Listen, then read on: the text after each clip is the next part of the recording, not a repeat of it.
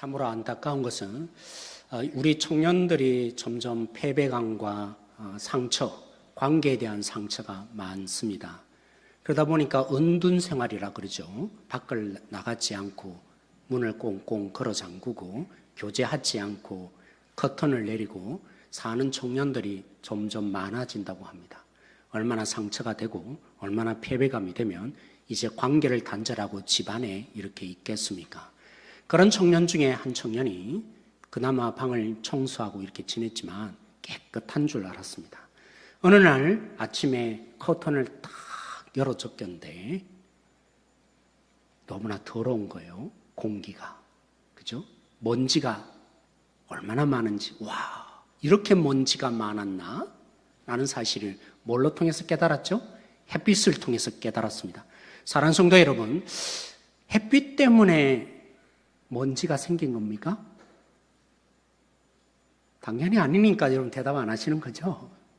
네, 햇빛 때문이 아니죠. 그 햇빛 때문에 보이지 않던 먼지가 보인 것입니다. 여러분 호세아 7장을 지금 마무리해 가고 있는데 7장 1절에 내가 그들을 정결하려고 보니까 죄가 많이 보인다. 이 말씀이 이런 의미와 비슷한 것 같습니다. 그렇죠? 빛이신 주님께 관계가 깊어지고 깊어지면 나 의인이네 이렇게 살지 않습니다. 몰랐던 죄, 평소에는 몰랐던 그 어둠과 죄투성이가 내 안에 얼마나 많은지. 그래서 관계가 깊어진 자의 고백은 뭡니까? 죄인입니다 라는 은혜가 있는 줄 믿습니다. 그런 은혜가 여러분 속에 있습니까? 그런데 호세아 7장 1절 말씀은 이 정도의 얘기가 아닙니다. 왜냐하면 죄 문제를 다루어 가매 하나님 마음이 아프다 하십니다. 왜 아플까요? 신약으로 결국 그 계시 속에 알고 보니까 아들을 죽이셔야 공의가 시행되어지고 완벽해집니다. 그냥 용서하는 게 아니죠. 덜렁 받아주는 게 아니죠. 죄값을 지불해야 되는데 죄값을 지불할 수 없는 인간에게 죄 용서하신다 이럴 수 없습니다. 그래서 아들을 죽여야 하는 그 하나님의 마음, 그래서 마음을 찢으시는 하나님의 마음이 호세아서 7장의 그 북이스라엘 공동체의 죄를 털어내심에 그렇게 호세아가 시작되고 있습니다. 여러분 기억나십니까? 비유를 4가지로 하고 있는데 자막 한번 띄워줄까요? 첫 번째 뭡니까? 화덕으로 비유했습니다. 화덕이 뭐였죠? 정욕. 그죠? 식지 않는 정욕. 두 번째는 뭐죠? 뒤집지 않는 전병으로 비유했습니다. 그들이 얼마나 교만한지 그 교만이 뒤집지 않는 전병으로 비유. 세 번째가 뭡니까? 비둘기. 그죠? 어리석음이 그래서 죄라고 하나님이 말씀하십니다. 네 번째, 오늘 본문에 드디어 등장합니다. 네 번째는 뭘까요? 네 번째는 뭘까요? 하나님의 마음을 찢을 수밖에 없었던 그 북이스라엘 공동체의 죄가 과연 뭘까요? 슬라이드 한번 넘겨주시면, 클릭해 주시면 오늘 본문에 드디어 속이는 활로, 네, 안 넘어갑니까? 네, 제가 잘못 만든 것 같네요. 네, 속이는 활. 네 번째가 뭐라고요? 네, 속이는 활로 등장합니다. 오늘 이 본문을 살펴보기 전에 이 전체 본문의 구조를 좀 한번 살펴볼 필요가 있습니다. 다음 슬라이드 넘겨주시면 6장이 어떻게 끝나고 있냐면 돌이켜라, 돌이킬 때에 라고 끝이 납니다. 그러면서 7장부터 이스라엘 백성들의 구체적, 북이스라엘 공동체의 구체적인 죄들을 그죠? 비유를 통해서 나타냅니다. 그리고는 제일 마지막에 네 번째 속이는 활 비유한 그 네 번째 마지막에 동사가 똑같습니다. 돌아오나, 완벽하게 안 돌아오네, 돌아오나로 시작해서 돌아오나로 끝납니다. 여러분 하나님의 마음만 찢는 게 아닙니다. 그 이스라엘 백성들의 죄를 왜 드러내실까요? 부끄럽게 만드시려고요. 틀렸다고 하시려고요. 죄를 직면시키는 하나님의 목적은, 마음을 찢으면서 그들의 죄를 직면시키는 목적은 뭐 하기 위해서라고요? 있잖아요. 돌아오시게 하려고요. 돌아오게 하려고요. 그들을 돌아오게 하려고 이런 죄가 있지 저런 죄가 있지 라고 하나님 말씀하시는 것입니다. 그래서 진짜 신앙이 깊은 실력자들은요, 뭔가 틀렸다고 할 때 기분 안 나쁜 사람 어디 있어요? 그런데 어떻게 할까요? 돌아봅니다. 진짜 실력 있는 성도들이 되기를 원하는데, 여러분, 우리가 죄를 다룰 때 우리는 부끄럽습니다. 마음이 아픕니다. 힘듭니다. 그래서 대체로 잘 된다, 괜찮아요, 다 용서합니다, 그런 얘기를 듣고 싶어요. 근데 가짜예요. 여러분 잘 들으셔야 합니다. 설교 가운데 은혜 된다, 그래서 여러분에게 은혜라고 느껴진다면 여러분이 속는 것입니다. 하나님은요, 죄 문제 안 다루고 여러분을 용서하시는 법이 없습니다. 그래서 하나님이 죄 문제를 다룰 때, 아니면 다른 사람이 나를 우습게 여길 때 깨달으셔야 합니다. 뭘요? 하나님께서 나의 죄를 다루고 계시는구나. 내가 하나님께로 돌아갈 기회를 주시는구나. 나를 회복시키시는 하나님의 손길이 있구나. 이런 거죠. 여러분, 은이 100% 은인 경우가 없습니다. 은세공업자가 뜨거운 풀무불에, 그죠? 그 은을 넣습니다. 그러면 뜨거우면 뜨거울수록 어떻게 될까요? 풀무불 위로 불순물이 떠오릅니다. 그거 제거하고 나면 순도 100%의 은이 됩니다. 하나님이 이와 똑같습니다. 죄 왜 얘기를 계속할까요? 우리겐 진짜 뜨겁습니다. 듣기 싫습니다. 부끄럽습니다. 부정하고 싶습니다. 네, 하나님은 뭐 하기를 원하십니까? 그 은세공업자처럼 우리를 풀무불에 넣어서 순도 100%, 98%도 말고요, 97%도 말고, 99%도 말고, 순도 100%의 진짜 보석으로 하나님이 만드시려는 은혜의 손길이 있는 것입니다. 오늘도 그 하나님의 은혜의 손길 앞에 부끄럽다고 여기지 마십시다. 그래서 뭐 하라고요? 히브리서 말씀에 담대히 너희 죄가 드러날 때마다 숨지 말고 덮으려고 하지 말고 부정하려고도 하지 말고 뭐 하라고요? 담대히 하나님의 은혜의 보호자 앞에 나가자 한 것입니다. 그러므로 사랑하는 성도 여러분, 오늘 본문을 읽을 때 하나님이 이렇게 마음을 찢고 말씀하시는구나. 첫 번째, 그 하나님의 마음으로 읽어야 합니다. 두 번째, 얼마만큼 하나님께서 우리를 돌이키시려고 하시는지, 하나님께서 돌이키고 싶은 이 마음으로 이 말씀을 하고 계신다. 그렇게 여러분들이 오늘 이 말씀을 대하셔야 합니다. 좀 재밌어야 되는데, 즐거워야 되는데, 이건 그냥 넘어가자. 이러면요, 하나님의 마음이 한치도 잘 헤아리지 못하는 그리스도인이 되고 말아요. 오늘 7장 말씀을 통해서 여러분들이 반드시 돌아가십시다. 하나님께서 이처럼 제 문제를 직면시키고 낱낱이 드러내시는 것은 우리를 뭐 하시려고요? 진짜 보배되게 만드시려는 하나님의 애절한 마음, 우리를 진짜 사랑하기에 세상에 자랑거리로 내세우고 싶어서 이토록 다루고 계시는 하나님의 손길인 것을 여러분들이 보시는 마음으로 본문을 읽으셔야 합니다. 그렇다면 오늘 속이는 활이 뭡니까? 그 찌꺼기가 제거되어야 되는 그 속이는 활이라고 말하는 죄가 뭡니까? 우리 14절 말씀 한번 읽어보도록 하겠습니다. 14절 말씀입니다. 14절 말씀 읽을까요? 시작.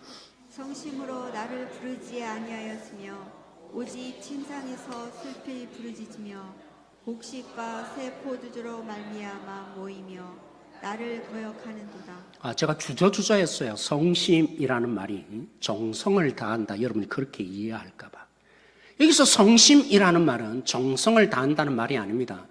목숨 걸고 하나님을 사랑하라 할 때 마음과 뜻과 힘과 혼과 우리 모든 것을 다해서 사랑하라 할 때 그 표현과 똑같습니다. 성심이란 이런 것입니다. 이것도 하고 저것도 하는 것은 성심이 아닙니다.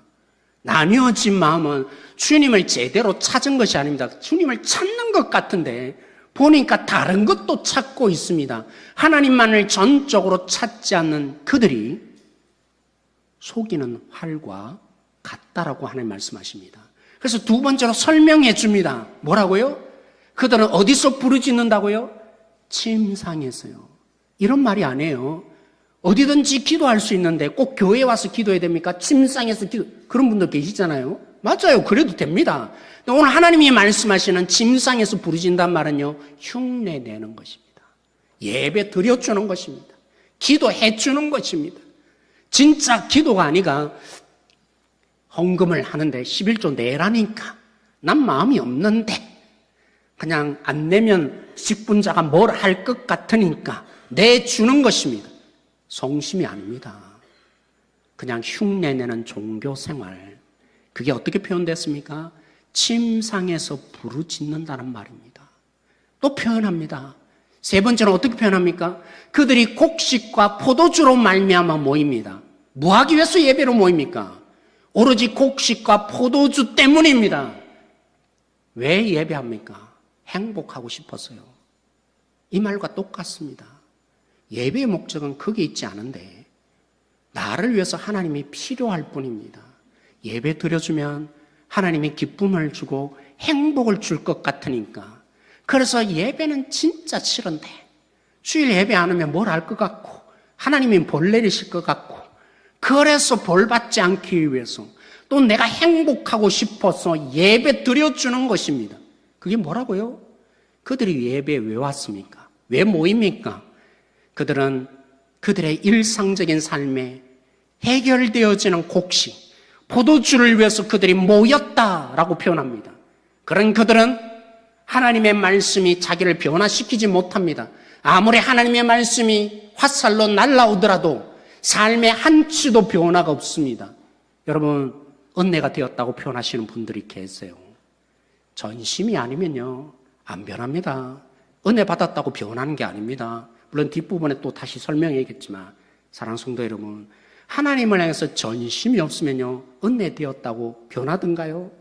와, 오늘 말씀 내가 내일부터 살아봐야지. 사라집니까? 안 사라집니다. 하나님의 말씀이 한치도 그를 깨뚫지 못하는 말씀이 되기에 오늘 속이는 화살이라고 하나님이 오늘 말씀하신 게 아닐까요? 13절 그래서 돌아가 보십시다. 오늘 네 번째 속이는 화살로 표현한 그들의 죄, 오늘 시작을 이렇게 합니다. 13절 말씀 같이 한번 읽어보도록 하겠습니다. 시작. 화 있을진저 그들이 나를 떠나 그릇 갔음이니라. 배망할진저 그들이 내게 범죄하였음이니라. 내가 그들을 건져주려 하나 그들이 나를 거슬러 거짓을 말하고. 그들은 왜 전부가 안 될까요? 오늘 잘 보세요. 화 있을지언정. 예수님도 화 있을지언정 저 바리새인들아 이렇게 표현한 게 있습니다. 근데 우리 성경은 조금 어감이 부족해요. 화 있다는 뜻이 아닙니다. 망한다는 뜻이 아닙니다. 화 있을지언정. 그래서 제가 히브리어를 일부러 저기 그죠? 이상한 글자 알파 비슷한 거 그죠? 이렇게 글자가 조금 있습니다. 호의는요 장송곡을 부를 때 의성어로 표현한다. 아이고 아이고 아이고. 하나님이 이스라엘 백성에 의해서 죽었다는 것입니다. 그래서 하나님이 단식하며 마음을 찢으며 저 죽은 자들이라고 하나님이 오늘 시작하고 있습니다. 왜 전심이 안 될까요? 여러분, 삶은 사느냐 죽느냐의 문제인 거 아세요?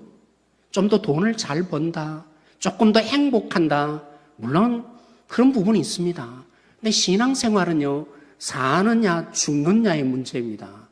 여러분 생각해 보세요. 오늘 북이스라엘 공동체에서 하나님이 죽었구나 하면서 오늘 마음을 찢으며 너희들이 왜 죽은 자냐? 너희는 전심이 아니기 때문이다 라고 오늘 하나님 말씀하시는데, 이런 거 있잖아요. 목사님, 마음에 여유가 있어야 기도하죠. 지금 나 죽을 지경인데 어떻게 기도합니까? 어떻게 피곤한데 새벽에 나옵니까? 그렇다고 오해하지 마세요. 새벽 기도 나와야 된다. 제가 그 말씀하는 그런 저차원적인 얘기를 하는 게 아닙니다. 여러분, 피곤해서 여유가 없어서 마음이 힘들어서 하나님 못 찾겠다고요? 진짜입니까? 우선순위가 할 일이 너무 많아요. 그래서 내가 이거 처리하느라 하나님께 나오는 것이 우선순위에서 밀려날 수밖에 없어요. 진짜입니까? 만약에 당뇨병 환자가, 그죠? 음식을 바꾸지 않으면 죽습니다. 그런데도 똑같이 음식 먹습니까? 그러세요? 심각하면 모르면 그러죠. 음식이 여전히 맛있고 그 달콤한 유혹을 이기지 못하니까. 손발이 잘리고 진짜 힘들면요, 죽음이 보여지면 당장 끊습니다. 단 거 안 먹습니다. 지금 하나님의 호의하십니다. 근데 우리는 어떻게 신앙생활을 하냐면 사느냐 죽느냐의 문제가 달려있는데 말씀은요 중요하지 않습니다. 사느냐 죽느냐의 문제가 달려있는데 하나님 만나는 건 그렇게 중요하지 않습니다. 지금 내가 당장 돈 버는 게 더 중요합니다. 그건요 지금 당장 안 죽어요. 근데 우리는요 죽느냐 사느냐를 생각하지 않습니다.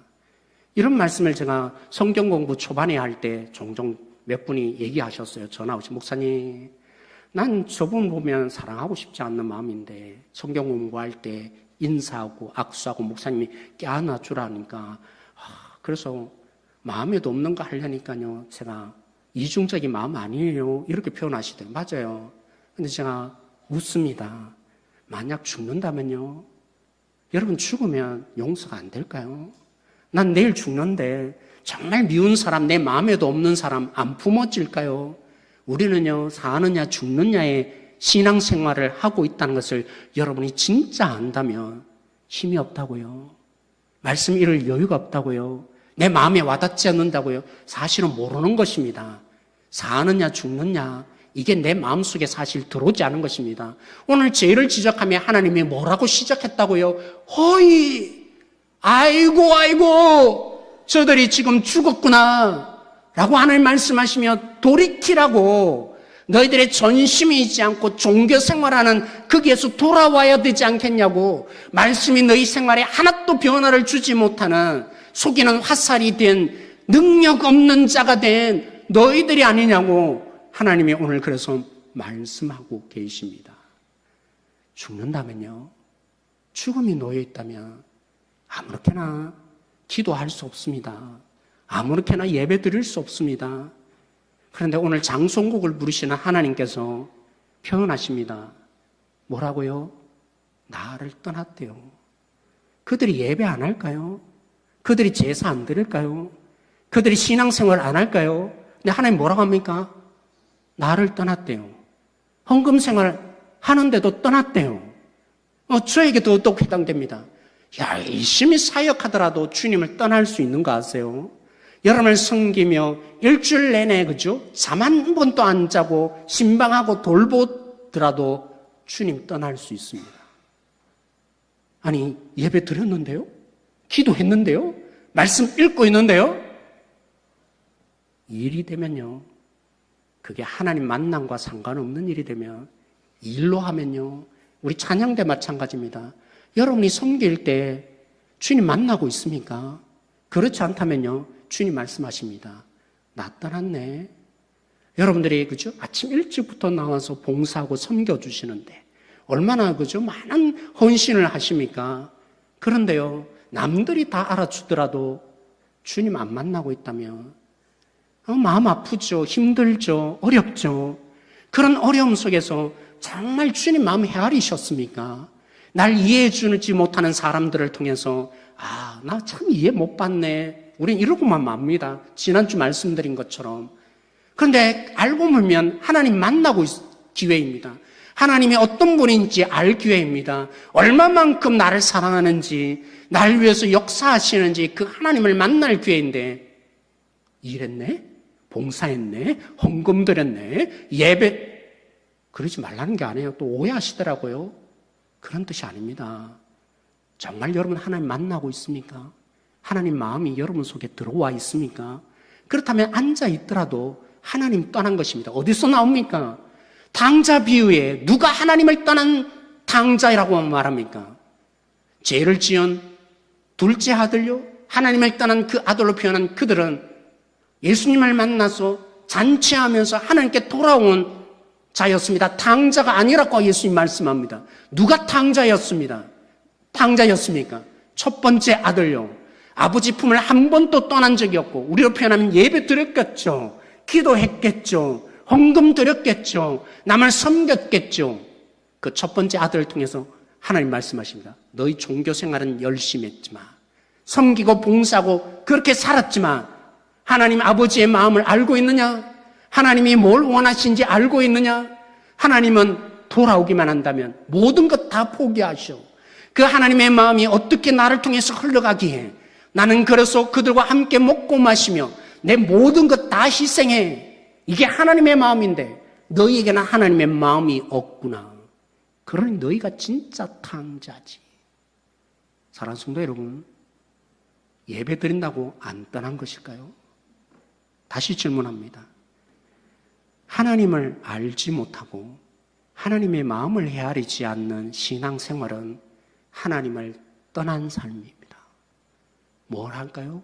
종교 생활을 하고 있는 것입니다. 스스로가 의무를 다했다며 나는 하나님이 구원하실 거라 천만에요. 그래서 예수님이 말씀하신 것입니다. 나는 너를 모르느노라. 그게 열매 없다는 뜻입니다. 착한 일 안 했다는 뜻이 아니라, 뭔가 하나님께 안 바쳤다는 뜻이 아니라, 하나님과 관계없는 삶은 하나님을 떠난 삶인 것입니다. 호세아 7장 13절. 그래서 하나님 말씀하십니다. 우리 성경에는 건져 주었다라고 번역되어 있는데 갈로 안에 제가 해석했죠. 원어를 다시 보면 구속하였다는 말입니다.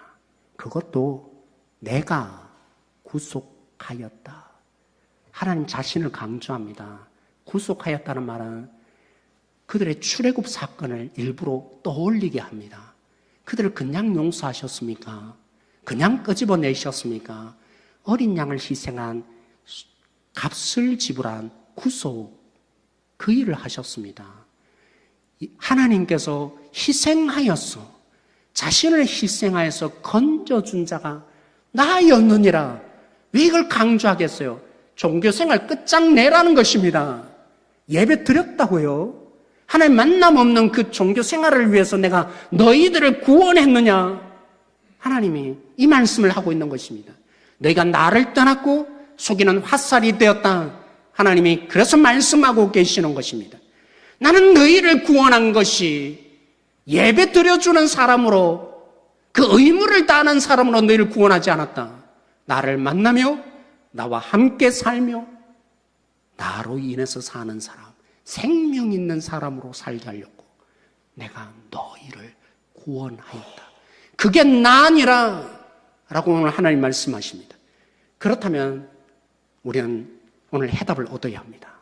어떻게 우리가 수 없는 성경에 기록된 대부분의 사람이 종교 생활을 하고 있는데 예수님이 오셔도 그 예수님을 만난 사람이 아니라 오히려 예수님을 죽이는 사람이 되는 그들이 되는데 우리가 어떻게 그들과 다른 삶을 살겠습니까? 어떻게 속이는 화살이 되지 않을 수 있겠습니까? 어떻게 즐겁고 평안을 위해서 신앙생활하는 종교생활을 청산할 수 있겠습니까? 우리 창세기 22장 5절 말씀입니다. 창세기 22장 5절 말씀 같이 한번 읽어보겠습니다. 창세기 22장 5절 말씀 시작. 이에 아브라함이 종들에게 이르되 너희는 나귀와 함께 여기서 기다리라. 내가 아이와 함께 저기 가서 예배하고 우리가 너희에게로 돌아오리라 하고. 우리가 집중하고 싶은 한 단어가 있습니다. 무슨 단어일까요? 아브라함이 예배하고 라고 합니다. 처음으로 사용되었습니다. 놀랍죠? 예배하고라는 단어가 앞부분에 없습니다. 물론 예배했습니다. 예배 안 했다는 말이 아니라, 그죠? 창세기 4장에 가인과 아벨이 하나님께 드렸어요. 예배했습니다. 그리고 셋이 대신에 셋이 태어났죠. 아벨이 죽고 난데 그 셋의 아들 에노스 때 하나님의 이름을 불렀다. 무슨 말입니까? 공적인 예배가 시작되었단 말입니다. 예배 안 했을까요? 그런데 아브라함이 처음으로 뭐라고 합니까? 예배하러 가자고 예배라는 단어를 썼습니다. 왜 이게 중요합니까? 지금 아브라함 뭐 하러 가요? 뭐 하러 갑니까? 자기 아들을 죽이러 가죠. 하나님 말씀에 순종해서 제사하러 가는데 그 아들을 불살라서 하나님께 바치러 갑니다. 근데 뭐라고 하냐면 제사하러 간다 이렇게 표현하지 않아요. 하나님께 드리러 간다 표현하지 않아요. 뭐라고요? 예배하러 가자. 그래서 예배가 뭡니까? 하나님을 만나는 이 자리, 찬송과 기도와 여러분의 헌금과 또 뭐가 있을까요? 우리의 이 예배의 자리는 뭐 하는 자리일까요? 하나님의 말씀에 의해서, 찬송에 의해서, 기도해서 우리 찬양대 찬양을 통해서, 헌금을 통해서 내가 죽는 것입니다. 예배가 이런 의미가 담겨 있습니다. 아브라함이 말한 것처럼 하나님의 말씀에 순종하여서 내가 죽는 것이 예배입니다. 여러분 그러고 계세요? 그게 예배입니다. 예배를 통해서 나 살아야지. 첫 번째, 세상에서 살아남는 두 번째 방식. 이렇게 설교하시는 분들이 얼마나 많은지 모릅니다. 여러분들 가짜예요. 죽어야 되는데 자꾸만 살라고 가르칩니다. 죽는 것이 예배입니다. 그 예배 우리가 불가능할까요? 내가 죽는 예배가 과연 불가능할까요? 우리 로마서 12장 1절 말씀 같이 한번 읽어보겠습니다. 로마서 12장 1절 말씀 같이 시작. 그러므로 형제들아 내가 하나님의 모든 자비하심으로 너희를 권하노니 너희 몸을 하나님이 기뻐하시는 거룩한 산제물로 드리라. 이는 너희들가 드릴 영적 예배니라. 진짜 예배. 그게 무슨 예배일까요? 가능하대요. 그러므로 이제 가능해졌대요. 우리 자신이 죽는 그 예배가 가능하대요. 어느 한 공간에서, 그죠? 월평동산교회 예배당에서만이 아니라 모든 삶의 영역에서 죽는 그 예배가 가능하다고 말씀하십니다. 그러므로 라고 하면서 오늘 뭐라고요? 그냥 제물이 아니라 무슨 제물요? 한번 드렸으면 됐지. 아닙니다. 모든 삶의 영역. 오늘 예배 가운데서만이 아니라 여러분이 6일 동안 사는 삶의 영역에서 산제물이라는 것은 그렇게 말하는 것입니다. 우리의 모든 삶, 오늘만이 아니라 내일도 그렇고 주님 오실 때까지 산제물로 드리는 자는 예배하는 자입니다. 그게 가능하다고 말합니다. 뭐 때문에요? 집중하세요. 그러므로 로마서 1장부터 11장까지 복음을 설명했습니다. 조각조각 난 복음을 아시는 분들이 많은데 그 복음을 모두를 상세하게 바울이 설명한 다음에 그걸 한마디로 표현합니다. 그러니 내가 하나님의 뭐라고요? 자비하심으로. 그렇습니다. 복음을 요약하면 하나님의 자비하심입니다. 오늘 우리에게 뭐가 필요할까요? 복음을 통해서 여러분들이 하나님의 자비를 누려야 합니다. 하나님의 자비가 우리를 바꾸어냅니다. 그냥 한번 해보는 흉내를 바꾸어냅니다. 하나님의 자비를 진짜 맛보기 시작하면 종교생활이 청산됩니다. 드려주는 의무의 종교생활이 청산되어집니다. 하나님의 그 자비 복음을 통해서 여러분들이 진짜 하나님의 자비가 여러분 속에 역사하기 시작하면 주님, 그 주님의 은혜가, 그 주님의 자비가 나를 살게 합니다. 그래서 드려주는 정도가 아닙니다. 날 위해서 하나님이 존재하는 정도가 아닙니다. 여러분도 그러시잖아요. 누군가 은혜 한번 받아보세요. 나도 은혜를 베풉니다. 그 사람을 위해서. 제 친구가 생각이 났는데 신대원 때요. 제가 한번 알지도 못했어요. 뭐 때문에 우는지. 그냥 저녁에 같이 산책하다가 자기 고민 얘기하면서 엉엉 우는 거예요. 제가 한번 안아줬죠. 평생 동안 고마워하는 거예요. 하나님의 자비가 그 정도겠습니까? 하나님의 자비는요, 드려주는 의무를 청산합니다. 생명 없는 종교 생활을 청산합니다. 이도 하고 저도 하는 생명을 걸지 않는 그런 종교 생활을 청산합니다. 관역을 맞추지 못하는, 말씀이 나를 변화시키지 못하는 그런 삶이 청산되어집니다. 하나님의 이 말씀이 어떤 능력이 있으며 나를 어떻게 살리는지 하나님의 자비하시면 나에게 생명을 가져다 주어서 나도 주님을 위해서 살고자 하는 열망이 일어나게 합니다. 그래서 우리가 구해야 될 것이 있다면 하나님, 말씀을 들을 때 복음을 통해서 하나님의 자비 깨닫게 해주세요. 하나님의 자비로 우리 교회를 살려주세요. 하나님의 자비로 우리 공동체를 살려주세요.